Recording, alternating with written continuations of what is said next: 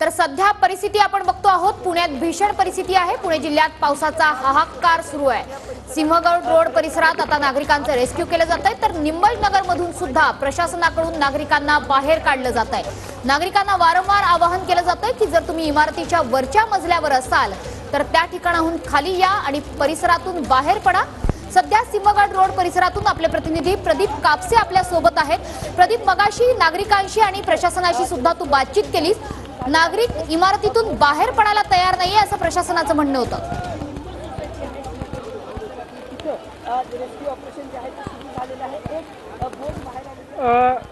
अगदी बरोबर आहे। खरं तर आपण पाहतोय की हे सगळे सोसायटीकडे जाणारे रस्ते जर आपण पाहिले तर साधारणतः नद्यांचं स्वरूप पाहायला मिळतंय आणि नागरिकांना आवाहन केलं जातंय की वरच्या मजल्यावरती कुणीही थांबू नका। जर सुरक्षित ठिकाणी तुम्हाला जायचं असेल तर या सोसायट्यांच्या बाहेर पडा, कारण इथं बोटी ज्या आहेत त्या सुद्धा तैनात करण्यात आलेल्या होत्या। रेस्क्यूची टीम या ठिकाणी तैनात करण्यात आलेली होती। मात्र समोरची परिस्थिती अगदी भीषण आहे। सोसायट्यांकडे जाणारे रस्ते आहेत की खरं तर नदीचं पात्र आहे असा विचार पडावा, ही सगळी परिस्थिती आपल्याला पाहायला मिळते। कारण आपण पाहतोय की या सगळ्या परिसरामध्ये संपूर्ण पार्किंग पाण्यानं भरलेलं आहे, त्यामुळे खालच्या मजल्यावरती पाणी आहे आणि वरच्या मजल्यावरच्या लोकांना आवाहन केलं जात आहे की तुम्ही या ठिकाणी घराच्या बाहेर पडा। दुसऱ्या बाजूला आपण पाहतोय की काका या ठिकाणी हात करताय। काका, घराच्या बाहेर पडायचंय का? सुरक्षित ठिकाणी आहात का? सुरक्षित ठिकाणी आहात? सुरक्षित आहात का वरती? खरं आपण पाहतोय की सगळे नागरिक सांगतात की आम्ही सुरक्षित आहोत, त्यामुळे या ठिकाणाहून सगळ्या नागरिकांना आवाहन केलं जातंय सुरक्षित ठिकाणी तुम्हाला जर पोहोचायचं असेल तर कदाचित या ठिकाणी रेस्क्यू टीमच्या या ठिकाणी ज्या खरं तर कर्मचाऱ्यांना तैनात करण्यात आलेला आहे त्यांच्याशी संपर्क करा। आपण पुढच्या बाजूला जाण्याचा प्रयत्न करणार आहोत। आपण जर या ठिकाणी परिस्थिती पाहिली तर साधारणतः कमरे इतकं पाणी या संपूर्ण पार्किंगमध्ये पाहायला मिळतंय आणि या जवानांकडून आवाहन करण्यात येत आहे की या ठिकाणी प्रत्येक खरं तर सोसायट्यांमध्ये जाऊन घोषणा करण्यात येते जर तुम्हाला सुरक्षित ठिकाणी पोहोचायचं। हे आपण पाहतोय की या सगळ्या गाड्या पाण्याखाली गेलेल्या आहेत, मात्र नागरिक या ठिकाणून घराच्या बाहेर पडायला तयार नाहीत। त्यामुळे नागरिकांना एक धीर देण्याचं काम जे आहे ते सध्या आपत्ती विभागाच्या वतीने कर्मचाऱ्यांकडून करण्यात येत आहे। जवान, आपण थेट त्यांच्याशी संपर्क करणार आहोत। या सगळ्या परिसरामध्ये आपण पाहतोय की इतकं पाणी भरलेलं आहे आणि त्यांच्याकडून आवाहन करण्यात येत आहे की घराच्या बाहेर पडा। काय परिस्थिती आहे पुढे? थोडंसं पाणी आता कमी झालेलं आहे। ज्यांना घराच्या बाहेर येऊन सनी सुरक्षित स्थळी जाण्यासाठी आम्ही सांगतोय लोकांना की तुम्ही खाली येऊन बाहेर निघा। पाण्याचा फ्लो परत रात्री वाढू शकतो किंवा जास्त जर पाऊस पडला आता तर पाणी परत वाढू शकतं। परत त्यासाठी आम्ही जेवढे होईल तेवढे लोक बाहेर काढतो। आपण थेट जवानांच्या माध्यमातूनच सर्व पुढे जाणार आहोत त्यांच्या सहकार्यानं, कारण या सगळ्या परिसरामध्ये हे दोरखंड जे आहेत ते बांधलेले आहेत आणि दोरखंडाच्या साह्यानं आपण पाहतोय की आम्हाला थोडी सहकार्य करा, मदत करा। खरंच आपण पाहतोय की सगळी परिस्थिती या सगळ्या परिस्थितीमध्ये नागरिक कशा पद्धतीने राहत असतील याचं खरं तर कल्पना न केलेली बरी। कॅमेरामॅनची सुद्धा बरीच अडचण होते, कारण पाणी इतकं आहे की पुढे जाता येत नाही। ह्या सगळ्या परिसरामध्ये खरं तर नदीचं स्वरूप पाहायला मिळतंय। पुढच्या बाजूला जर आपण मनस्वी परिस्थिती पाहिली तर अतिशय भीषण आहे।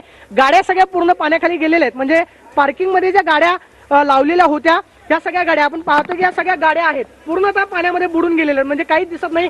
काही गाड्यांचे आरसे दिसत आहेत आणि ही सगळी पार्किंग मधली परिस्थिती आहे की संपूर्ण पाणी या सगळ्या परिसरामध्ये भरलेलं आहे। त्यामुळे कल्पना न केलेली बरी की रात्रीच्या पावसामुळे इथल्या नागरिकांची काय अवस्था झाली असेल।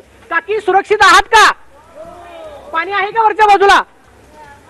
आपण कॅमेरामॅनला विनंती करतोय की त्या लोकांच्या प्रतिक्रिया दाखवा। हे बा टेरेसवरती सुद्धा लोक आहेत, त्या सगळ्या लोकांना आवाहन करण्यात येत होतं की खाली या, मात्र हे नागरिक सांगतात की आम्ही सुरक्षित ठिकाणी आहोत।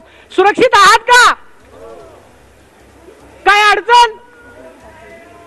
खरं तर आपण पाहतोय की सगळे नागरिक सांगतायत की आम्हाला कोणतीही अडचण नाही, आम्ही सुरक्षित ठिकाणी आहोत, कारण दुसऱ्या तिसऱ्या मजल्यावरती पाणी जाण्याची शक्यता कमी आहे। मात्र पार्किंग मधल्या लोकांना या ठिकाणून रेस्क्यू केलेला आहे आणि पुढच्या बाजूला आपण पाहतोय की या सगळ्या गाड्या पाण्यामध्ये पूर्णतः बुडून गेलेल्या आहेत। त्यामुळे सगळी भीषण परिस्थिती आपल्याला सोसायट्यांमध्ये पाहायला मिळते आणि या सगळ्या नागरिकांना आवाहन करण्यात येत आहे की पुढे खरं तर जर कदाचित तुम्हाला सुरक्षित ठिकाणी जायचं असेल तर तुम्ही या ठिकाणून बोटीच्या साह्यानं त्याचबरोबर आपत्ती विभागाचे जे कर्मचारी आहेत त्यांच्या माध्यमातून बाहेर पडा।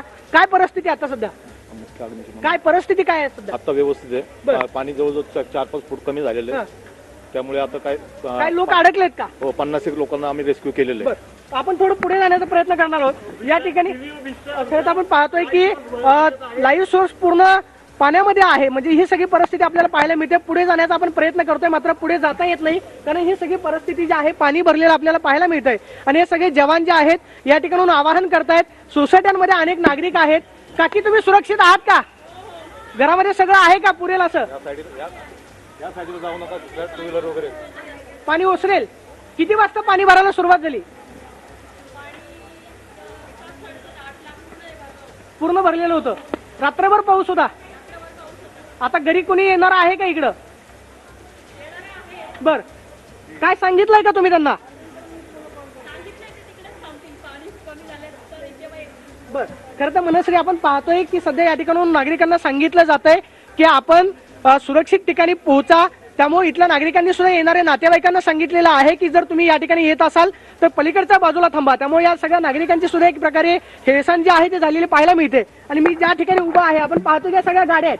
आपण जर या ठिकाणी पाय ठेवला तर आपण पाहतोय की हे सगळे टू व्हीलर वरती पाय आहे. म्हणजे या सगळ्या पूर्णतः गाड्यांचा खच जो आहे पूर्णतः पाण्याखाली गेलेला आहे. म्हणजे फक्त आरसे दिसत आहेत. त्यामुळे नागरिकांचं बरंचसं मोठं नुकसान झालंय.